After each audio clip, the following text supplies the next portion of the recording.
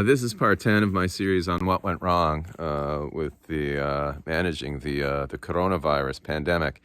Now, by the spring and summer of 2021, things were starting to look up. People were starting to vaccinate, and the vaccines were being mass-produced as quickly as possible. However, there were problems, there were fissures that were starting to show. The first was that in the United States, which had an America First policy in terms of vaccine distribution, in other words, all the vaccines that were being produced, for example, at its Pfizer plant, within the U.S. Were kept for American citizens, which caused some problems in Canada, some frustration. But what also happened was, even though the vaccination got off to a great start, purely from an organizational point of view, it started to hit a wall, and that wall was vaccine hesitancy. And that became very explicitly obvious in the U.S. after several months.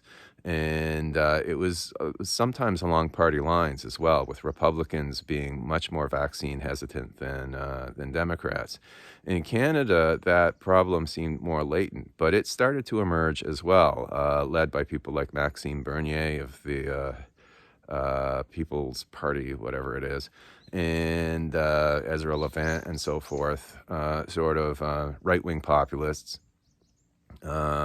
There was a gossip mill about the vaccine being lethal and so forth. Part of the problem was an inability to distinguish between the mRNA vaccines, such as Pfizer and Moderna, the sort of in-between vaccines like AstraZeneca, and sort of old-style, traditional vaccines like Sinopharm, the Chinese vaccine. The old-style vaccines were less effective, but may have been a better sell to some of the people who were worried about mRNA.